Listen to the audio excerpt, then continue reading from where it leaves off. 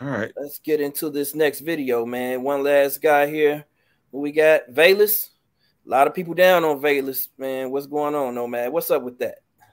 I think again, he's another one of those persons that came in as a rookie on the most complex offense that I've ever seen or heard of is the West Coast offense, because there's variations to that offense, and I've heard that some are more complex than others, but the one that I seen was pretty complex, man. It's a lot to fucking learn, and I wouldn't want to be on the business end of that offense, not understanding as a rookie.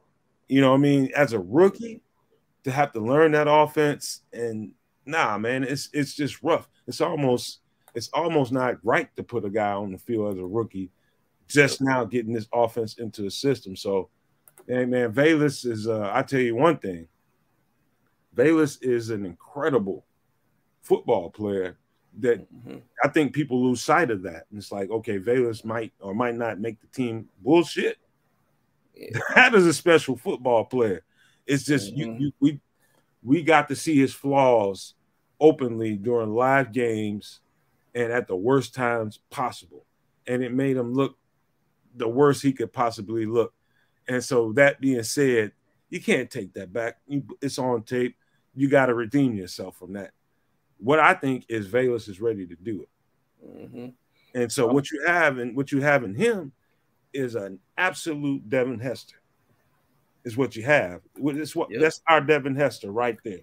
I agree. Get through bullshitting and talking crazy about Velus Jones. Remember, that team wasn't shit until they got Devin Hester and to complete that motherfucker. So now we looking at our Devin Hester right now. I'll settle for Cecil Turner. No, man, I think you read my notes that I wrote about Velus when you text me yesterday and we started talking, saying that we are going to talk about Velus. That's one of the things I put here. He could be a major impact player on special team. Devin Hester type of impact as a special teams returner. Period. I'm like, he has that ability right now, and I'm want to go on here and agree with Bear Truth 9, man. He's a weapon. I think that we need to put him in advantageous situations, just like Treston Ebner, for him to be successful, man, for him to succeed. A lot of guys, we talk about what they can't do, but this guy has a lot of ability. Let's say what they can do and put them in those situations, to be successful, and then allow them to work on whatever they need to work on. I know that he has those short arms, man. This is something that I just saw when I was looking him up, man. He has 30-inch arms. Those are short arms for a 6-foot guy. I think that's probably why he has the problems with, contested catches. He doesn't usually use the late hand techniques when he's out there in coverage with a guy on him, close up on him. You're supposed to put your hands up late so that, the DB doesn't know, because the DB can't see the ball. The receiver can know when the ball is there. If you put your hands up, then the DB knows the ball is there. So now I'm ripping my hands through. Am I right, Nomad, about that? That's true. All right. So then as a receiver, I have to know that, and I have to put my hands up a little bit later, as soon as the ball approaches, and snatch the ball out of the air. Here it's easy for him because he's just running right past guys.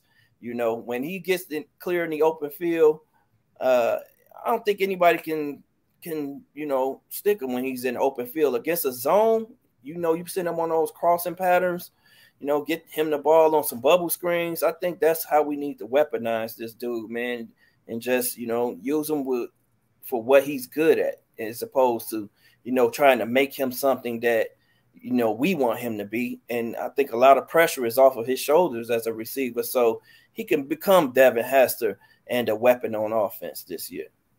Man, let me tell you something. I think King Booker World just took the words right out of my mouth. This motherfucker's burst is ridiculous. It's about him putting it all together, shaking the nerves off, shaking the failures off of himself, and just letting Velus be Velus, be who you are, fucking be explosive, bro. That's all you got to do.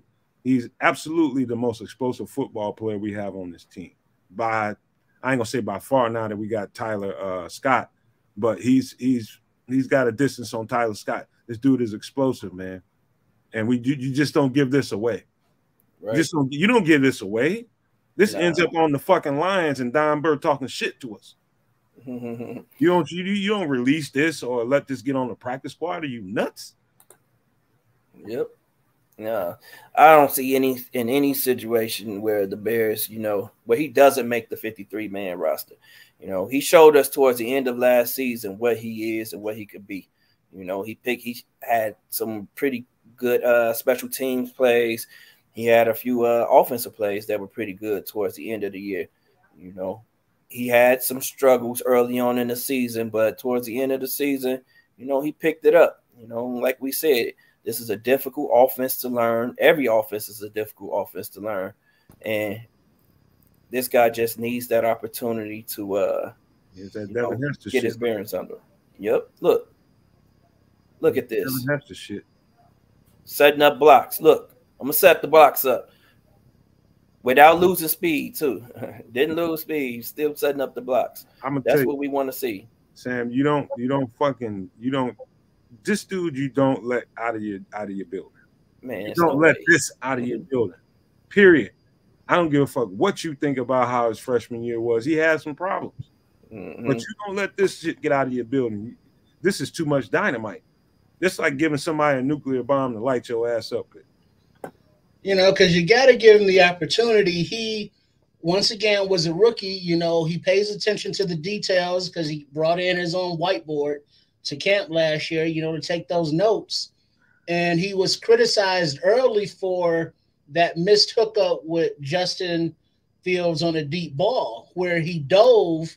Granted, the ball was like right there, but it just wasn't connected. They weren't meshed, so, and then he had the drops on, what was it, the punts or the kickoffs or whatever the hell they were.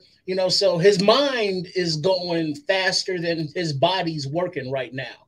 But, like Samuel was saying, as the offense started to gel more, as he started to understand his roles more comfortably, those explosive plays he had at the end of the season were just fucking unreal.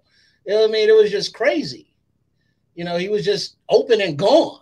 And it was like, damn, that was shit. Are they covering him? What's going on out there? Is it busted coverage? He was just fast. And so we get that into the regular flow of the offense. And at any time, he can hit you from any place on the field, and he's out of there. I mean, this dude is an absolute monster, man. Velus is a special athlete, man. You talking about turning something into nothing into something. I mean, this dude would take a 5-yard slant, and next thing you know, he'd be hitting his head on the fucking goalpost. That's the kind of explosion he's got in him, man. Yep. And so, again, I will say this one more time. I get all the frustrations with Velus. He let us down at impossible times last year, when we needed somebody to make a play. But you take that as it is, taking it on its face and say, you know what, don't make excuses for him, rookie or not, you got to make plays. At the end of the day, this dude is I've been looking at some of his stuff, interviews and elsewhere, stuff he's talking to different media. All I see is determination, and that he knows what he put out there on tape, and he's out there to redeem himself. And so I can't wait for that Velus with all that year of experience under his belt, man. Not saying he's not going to ever fumble again. Sure, he's going to fumble again at some point, but you expect that to be a whole lot better than it was last year. And with that kind of speed, that kind of explosion, that kind of big playability, hey, forget all that nonsense about, hey, we don't have room for him on. Get out of here, man.